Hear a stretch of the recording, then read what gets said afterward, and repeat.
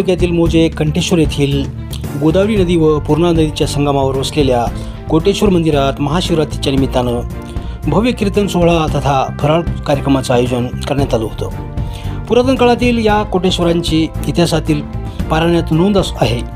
दुर्गम भाग असल्याने या भागात सुविधा नसल्याने कोटेश्वर मंदिराची पुरातन परंपरा कंठेश्वर गावासह पंचक्रोशीतील भाविक या ठिकाणी अभिषेकासह पूजा अर्चा करीत असतात। गोदावरी नदी व पूर्णा नदी संगमावर पुरातन काळात महादेव व कोटेश्वर यांची भेट झाल्याने हा योग असून तो योग महाशिवरात्रीला लागल्याने येथे मोठ्या प्रमाणावर भाविक भक्त येत असतात। हजार वर्षाची परंपरा या कोटेश्वर मंदिराची असल्याने या भागातील काशी म्हणून ही या मंदिराची ओळख आहे। सुंदर असं पर्यटन येथे असूनही शासन प्रशासनाने याकडे साफ दुर्लक्ष केले आहे। ग्रामस्थांनी शासन दरबारी याबाबत अनेक वेळा प्रस्ताव दाखल केले आहेत, तरीही याकडे लक्ष घालण्याची मागणी होत आहे। हजारो भाविकांनी या महाशिवरात्रीला कोटेश्वरांची दर्शन घेऊन संगमावर स्नान करण्याचा आनंद घेत कीर्तनाचा लाभ घेतला।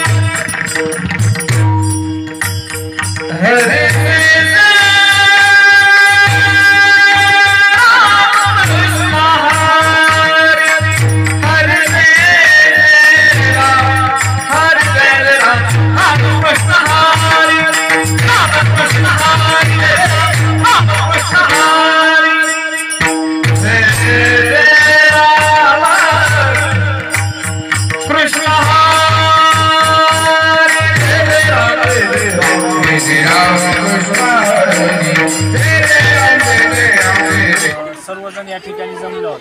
तर या पूर्णा आणि गोदावरीचा संगम तीर्थक्षेत्र आहे आणि जे कोटेश्वर आणि महादेव या दोन भगवंताचं या ठिकाणी आपल्याला दर्शन घडतं।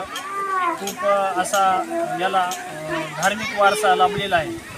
या कंठेश्वर नगरीमध्ये आपण पूर्णा आणि गोदावरीच्या संगमावर तीर्थक्षेत्रावर या पंचक्रोशीतून जमलेल्या सर्व भाविकांची उचित सन्मान करून त्या ठिकाणी फराळाची सोय असो किंवा महाप्रसादाची सोय असो या ठिकाणी केलेले आहे। तर खूप वर्षापासून हे रामायणात सुद्धा कोटेश्वर महादेवाचा उल्लेख केलेला आहे। याच पूर्णा नदीच्या ठिकाणी राम आणि लक्ष्मण आणि आपल्या तालुक्यातील जवळपास जिल्ह्यातील अनेक ठिकाणाहून लोक इथं स्नान करण्यासाठी संगमावर दर्शनासाठी आंघोळीसाठी दरवर्षी येत असतात आणि असा एक चांगला छान प्रकारे कार्यक्रम आमच्या गावकऱ्यांच्या वतीने आलेल्या भक्तांच्या याच्या मिळून सगळ्यांचा मिळून एक असा यात्रेचा स्वरूप आलेला आहे आमच्या देवस्थानाला। आणि देवस्थान चांगल्या प्रकारे प्राचीन काळातील महादेव मंदिर असल्यामुळे भक्तांची श्रद्धाळू खूप काही येतात चांगल्या प्रकारे। आणि आता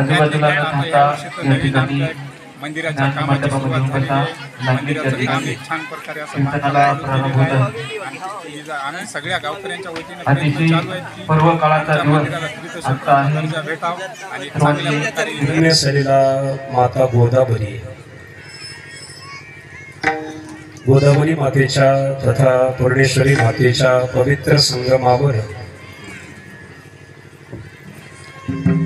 ब्रह्मांड नायक सबदेव देव आशुतोष भगवान भोलेनाथांच्या पवित्र दरबारामध्ये, हनुमंतरायाच्या पवित्र दरबारामध्ये ब्रह्मीभूत ब्रह्मचैतन्य स्वानंद सुख निवासी श्री संत मोतीराम महाराज, गुरुनाम गुरुवर्य मारुती महाराज, श्री संत कोंडाजी महाराज, सकळ संत तथा भगवंताच्या पदस्पर्शाने पावन पुनीत आपल्या या पावन भूमीमध्ये, पावन नगरीमध्ये, कोटेश्वर भगवंताच्या पवित्र दरबारामध्ये सर्व गावकरी मंडळींच्या वतीनं, कंठेश्वर या गावातल्या सर्व भक्त मंडळींच्या वतीनं, पंचक्रोशीतल्या सर्व भक्त मंडळींच्या वतीनं या ठिकाणी भगवान भोलेनाथांची सेवा व्हावी, त्या अनुषंगाने महाशिवरात्रीच्या निमित्ताने तथा तुम्हा सगळ्या महाराष्ट्रांचे दैवत, विश्वभरांचं दैवत जामता राजा सिंहासनाधीश्वर स्वराज्य संस्थापक श्री छत्रपती शिवाजीराजे भोसले यांच्या जन्मोत्सवाच्या निमित्ताने आणि महाशिवरात्रीच्या निमित्ताने असा दुहेरी योग, शिवजयंती आणि महाशिवरात्री, त्या निमित्ताने गावकरी मंडळींनी नियोजित केलेला हा भक्ती उत्सव कीर्तन चित्तामध्ये धारण करतो. शिव बहुला चक्रवर्ती त्यांचे पाय माझे चित्ती. भगवंताचं भजन केलं, पाय चित्तामध्ये धारण केले, मग होईल काय?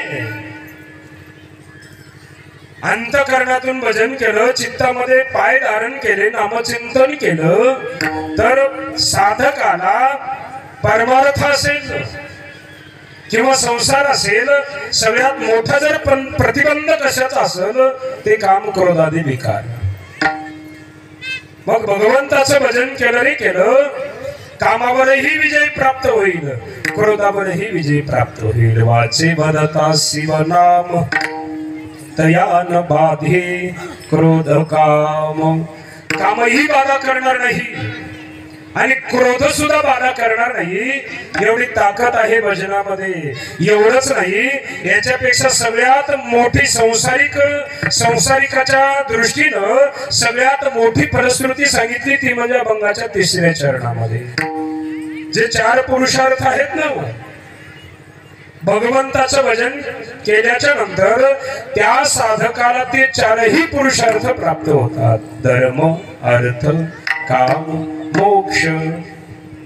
फक्त भगवंताला डोळे भरून पाहिलं रे पाहिलं. धर्म, अर्थ, काम, मोक्ष शिव देखता प्रत्यक्ष.